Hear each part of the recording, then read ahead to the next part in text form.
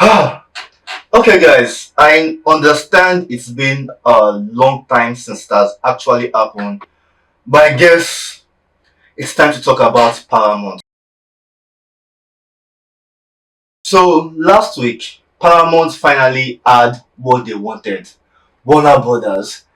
And, well, there's a lot of things to talk about. The bright side and the side where we can decide that we want to start hiding in our own bunker because, well, things are about to change. So, a quick summary of what happened, just in case you're just joining or following the story right now. Warner Brothers was up for sale, and Paramount and Netflix and Universal and other companies they decided that they want to have a piece of the cake, and they want to buy. Some decide they want to buy just the studio, some they want to buy everything.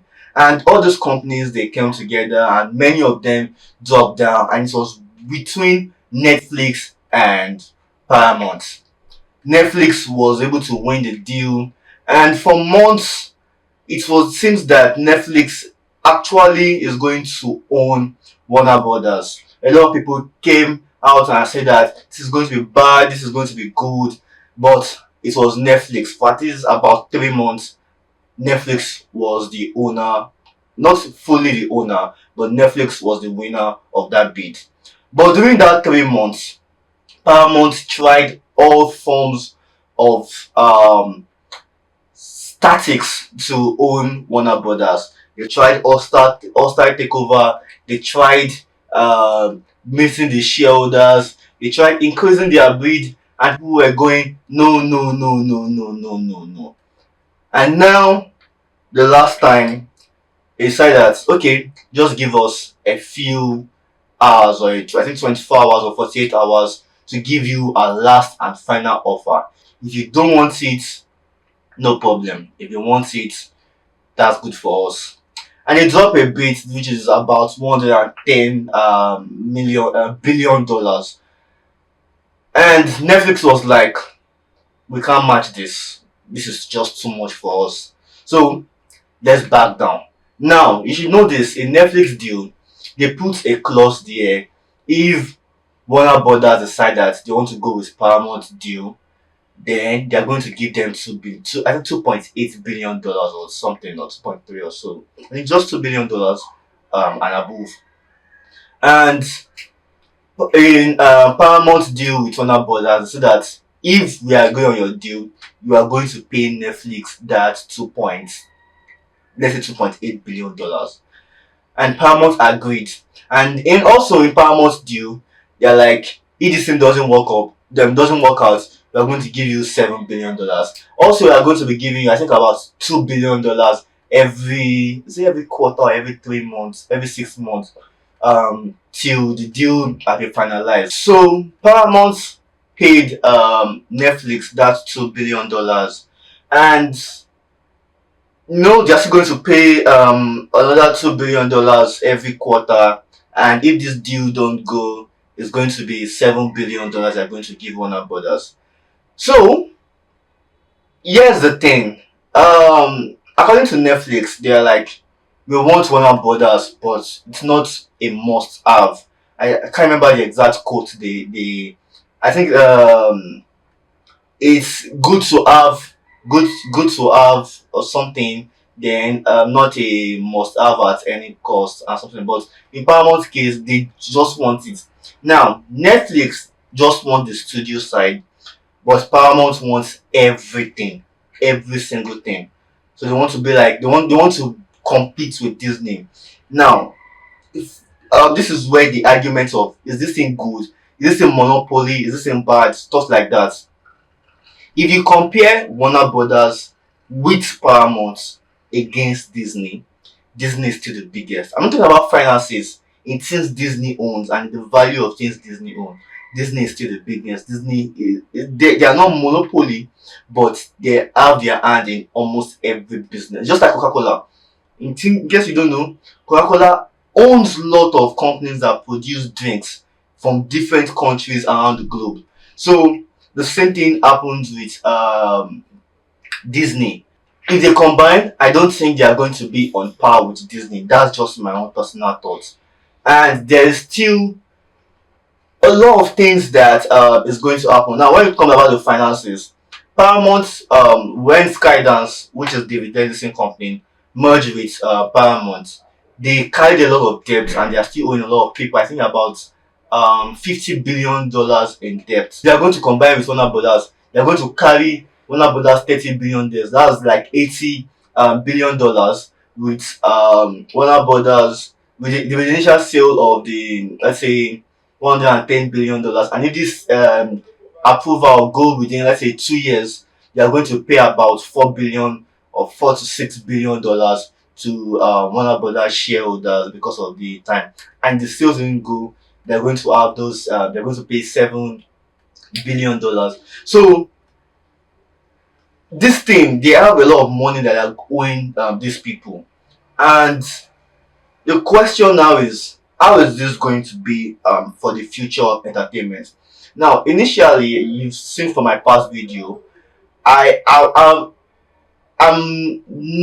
I, I'm indifferent when it comes to um Netflix owning Warner Brothers, because with Netflix has something that's a globalization, or their business or their streaming platform is global. So in my own mind, if Netflix own Warner Brothers, a lot of my favorite IP that Warner Brothers own is going to be shown globally, because if they move those, if they either they merge with Netflix, or they make HBO global or something, at the end of the day I'll still be able to watch those IP on Netflix. I'm currently subscribed to Netflix, so I'll be able to watch all that in one platform. And if you talk about theatrical release, the number of people that goes to theater in Nigeria, or in fact Africa alone, it's not that much compared to America. So it's not like a big deal. It's not like, oh, if Netflix buy Warner Brothers, everything you love about Warner Brothers is gone. So I wasn't yeah, I have no issue with that. So I was like, okay, no problem. Then now Paramount owning Warner Brothers, it's kind of like the, I genuinely don't know how I feel about it. And I can't point out that, oh, am I really excited about this or not? It's just like, okay, let's see what's going to happen. Now, in case you're in Africa, Paramount is not, I don't think Paramount is even in Africa. I don't think they're in Africa. Paramount, their streaming service rather, Paramount Plus, is not in Africa. So if they buy Warner Brothers, the question is, are we going to be able to watch some of those Warner Brothers shows here in Africa? I'm not talking about Africa point of view. I don't know. It's going to be a long while before they decide that, okay, let's start taking business to Africa. And hopefully, when they do so, they'll be able to produce more content here in Africa.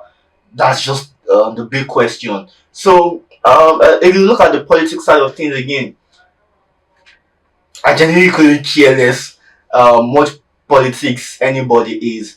The only question is, am I going to get something that I love? Am I going to get something that actually makes sense for me? So, uh, Africans, I believe, are just watching from the sideline.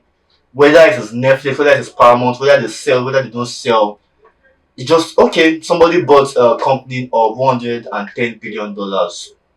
Wow, that's a lot of money. That's more than the GDP of so many countries here in Africa. Not a lot, but so many countries here in Africa, and it's even like more than half of so many of them. So they're like, okay, if it happens, it happens. But over there abroad, the question now is job loss. How many people is Paramount going to fire? The politics, is Paramount going to release more right wing content? I would say, look at what exactly is happening now on Paramount. The things that they bought when Skydance on Paramount. I don't think there was any shifts at all. Any shifts at all that say that, oh, Paramount is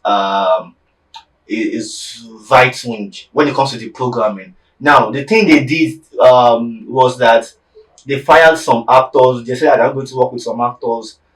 So there are a lot of actors. So they're still going to release those content, but I don't think there was anything that indicates that, oh, this thing is actually um right wing business. It's just they want to make money, and I believe they are making decisions that is about making money.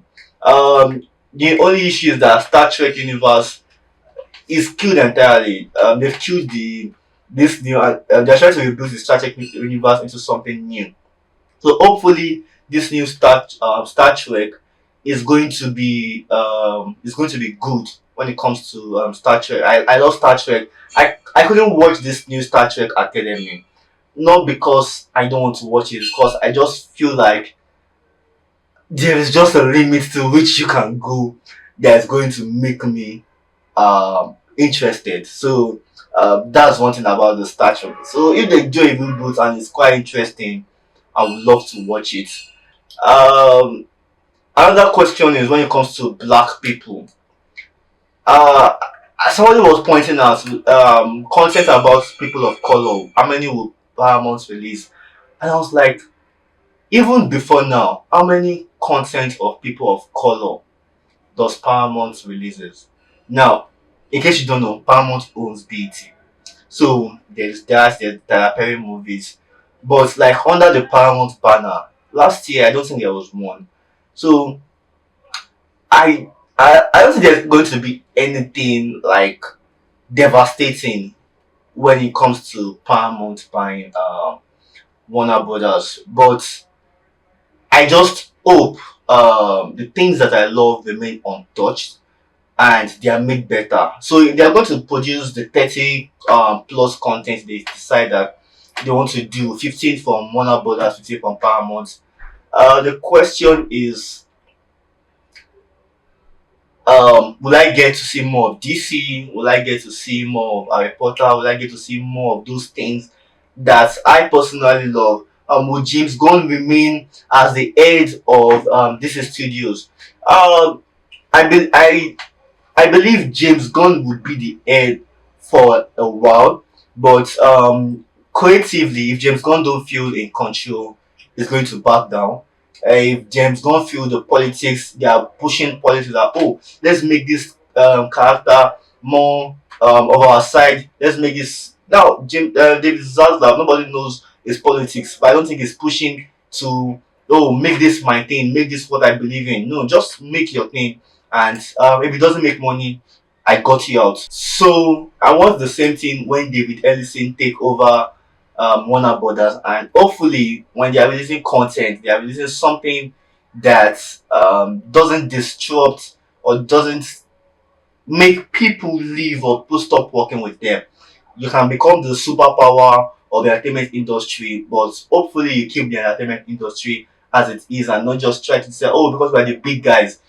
Big company crumble easily, and if you don't make yourself the system, it's very easy for you to just become another company. A lot of people have bought Warner Brothers. A lot of people, their company has gone. So you decide that, oh, I want to do it anyhow. I want to release any content, and you start losing money. That's all your fault and all your choice. So hopefully, things work out for the entertainment industry as a whole. So we'll be here at Streamdorm. We'll be monitoring the situation and giving you updates on that. Put your thoughts. How do you feel? Put it down in the comment section below. Like, subscribe, share this video.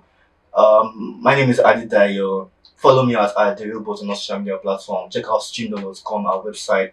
We have interesting articles that are going to come your way. Our newsletter is also there. And hopefully things work out for the better for all of us. Stay safe. Love your friends, love your family, and do enjoy the rest of your day. And bye for now.